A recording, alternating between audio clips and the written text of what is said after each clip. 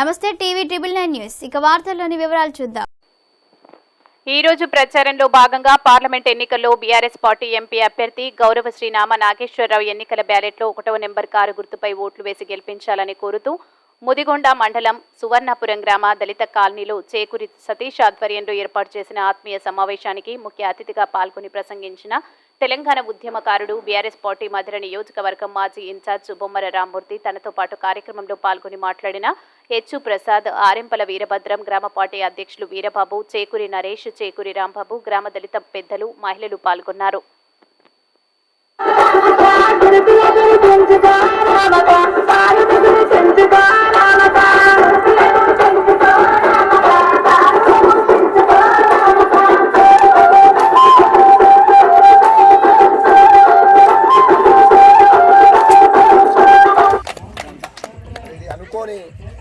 కార్యక్రమం వాస్తవానికి మేము పెద్దల్ని కలుసుకుంటూ వస్తుంటే ఇక్కడ కూడా పోదాము.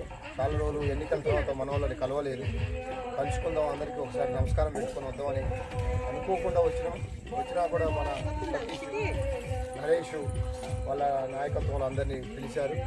మిత్రుడు గ్రామ అధ్యక్షుడు వీరబాబు గారు, అలాగే నాతో పాటు ఒక ఎన్నికల ప్రచారంలో తిరుగుతున్న హెచ్చు ప్రసాద్ గారు, ఖమ్మం టౌన్ ఎస్ఎస్ఎల్ అధ్యక్షుడు ఆరెంపల వీరభద్రం గారు, ఎస్ఎస్ఎల్ నాయకులు, ఆర్ఎంపీ డాక్టర్ కూడా, అలాగే చేకూరి సతీష్ గారు, వచ్చిన మా అన్నాదమ్ములకు రాంబాబు గారు, అన్నాదమ్ములకు, అక్క చెల్లెలకు అందరికీ కూడా హృదయపూర్వక నమస్కారం తెలియజేస్తాను. వాస్తవానికి మీ దగ్గర నేను మాట్లాడే అవకాశం అప్పుడు కూడా ఎన్నికలకు ముందు కొన్ని ఇబ్బందులు జరగడం వల్ల నేను కొంత కోపం అయ్యి పక్కకు పోవడం, నిలబడడం, తర్వాత మన పార్టీ గెలవాలని కోరుకోవడం, చాలామంది పార్టీని గెలిచి చేయడం కోసం ప్రయత్నం చేయడం, ఆయన రాష్ట్రం మొత్తం వచ్చిన గాలితో ఓడిపోవడం, పార్టీ ఓడిపోవడం, మళ్ళీ అందరం కలిసి ఖచ్చితంగా ఈ ఎంపీ ఎన్నికల్లో గెలిపించుకోవాలి, నామా గారిని గెలిపించుకుంటేనే ఈ ప్రాంతం ఆత్మగౌరవం నిలబడుతుందన్న ఒక ఉద్దేశంతో ఎంత ఘోరంగా ఉండే, ఎన్ని రకాలుగా ఇబ్బందులు పడుతుంది. వాస్తవానికి మన దగ్గర డెవలప్మెంట్ రాలేదు. అసలు కూడా ఇక్కడ మన మాదిగా మాల బిడ్డలందరినీ కూడబెట్టి ఇక్కడ దళిత సమావేశం పెట్టిన అధ్యక్షులు వారు వీరబాబు గారికి, మరియు నాతో పాటు వచ్చిన వీరభద్రం గారికి, మన పార్లమెంటు ఇన్ఛార్జి గారు రామనాగేశ్వరరావు గారి తరఫున ఇన్ఛార్జిగా వచ్చిన బొమ్మెర రామ్మూర్తి గారికి, మరియు మీరు ఇక్కడ కూడి అందరూ కూర్చున్న నా అక్క జిల్లాల అన్నదమ్ములకి ముందుగా నా నమస్కారాలు. ఫస్ట్ మనం చూడాల్సింది ఏంటంటే 60 సంవత్సరాల చరిత్రలో కాంగ్రెస్ పార్టీ పరిపాలించి ఎన్నో ఇబ్బందులకు పడ్డ ఈ దళిత వాడలలో 10 సంవత్సరాల క్రితం కేసీఆర్ గారి నాయకత్వంలో సాగు నోట్లో తలకాయ పెట్టి సాగుదాకపోయిన వ్యక్తి తెలంగాణ సాధించుకొని వచ్చిన తర్వాత నీళ్లు నిధులు నియామకాలనే పేరుతోటి కె చంద్రశేఖరరావు గారు ముఖ్యమంత్రి, రాష్ట్రం వచ్చిన తర్వాత ముఖ్యమంత్రి అయిన తర్వాత ఎన్నో అభివృద్ధి కార్యక్రమాలు చేశారు. ఈ అభివృద్ధి కార్యక్రమం గత జరిగిన ప్రభుత్వాలు ఎవరు చేయలేకపోయారు. ఒకప్పుడు మన గూడెలలో చూస్తే సీసీ రోడ్లు కాదు కదా, మట్టి రోడ్లు కూడా ఉండేవి కావు. మేము అన్ని గూడెల జిల్లా మొత్తం తిరిగినాం.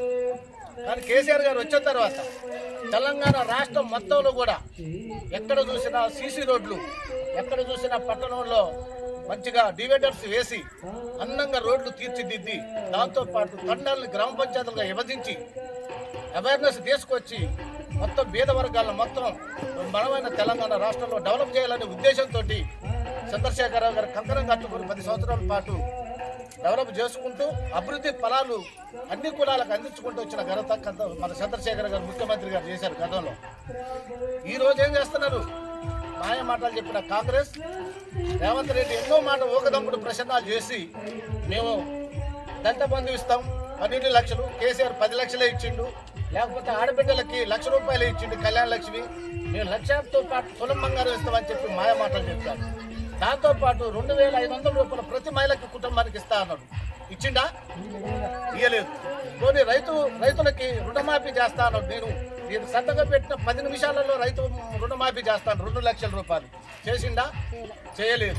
దాంతోపాటు అసలు ఇప్పుడు మన దళిత బంధు 12 లక్షలు చేసింది కాకుండా అసలు వచ్చిన వాటిని కూడా ఖమ్మం జిల్లాలో 30 కోట్ల రూపాయలు మనకు దళితులకు పంచమని చెప్పి అజయ్ కుమార్ గారి నాయకత్వంలో ఖమ్మంలో మన ఖమ్మం జిల్లాలో ఇస్తే వాటిని కూడా 30 కోట్ల రూపాయలు వెనక్కి తీసుకుని పోయింది. అంటే ఈ దళితులు బాగుపడతారనే ఉద్దేశమే కదా కాంగ్రెస్ చేసిన పని. కాబట్టి మనం ఆలోచించాల్సింది ఏంటంటే ఎక్కడో తాండ్ర పాపారావు అట బీజేపీ నుంచి పోటీ చేస్తాడు వినోదరావు, తాండ్ర వినోదరావు, ఇంకొక ఆయనేమో రఘురామరెడ్డి గారట. వాళ్ళు మనకి తెలుసా అమ్మా? మనం అందరం అనుకుందాం. అసలు నామనాగేశ్వరరావు గారు తెలంగాణ ఇయ్యక ముందు కూడా పార్లమెంట్లో తెలంగాణ కావాలనే దాంట్లో ఫస్ట్ ఓటేసే దాంట్లో నామనాగేశ్వరరావు గారు ఫైట్ చేసిండు పార్లమెంట్లో. అట్లాగే ఇప్పుడు 2 సార్లు ఎంపీ గెలిచిండు. మన బాధలు సాధనలకు తెలిసిన వ్యక్తి నామనాగేశ్వరరావు గారు మన బీఆర్ఎస్ పార్టీ తరఫున పోటీ చేస్తాడు ఖమ్మం పార్లమెంటు నియోజకవర్గాన్ని. కాబట్టి అట్లాంటి వ్యక్తికి మన వాడలలో మన గూడెలలో మన ఉన్నటువంటి అందరిలలో కూడా ఈసారి ఖచ్చితంగా మన నామనాగేశ్వరరావు గారు ఓటేసి గెలిపించాలనే ఉద్దేశంతో మీరందరూ కూడా ఒకరికొకరు చెప్పుకొని మనం నామగారికి ఓటే. వార్తలు ఇంతటితో సమాప్తం. మళ్ళీ తిరిగి ప్రసారం అయ్యే టీవీ 999 న్యూస్లో కలుద్దాం. అంతవరకు సెలవు.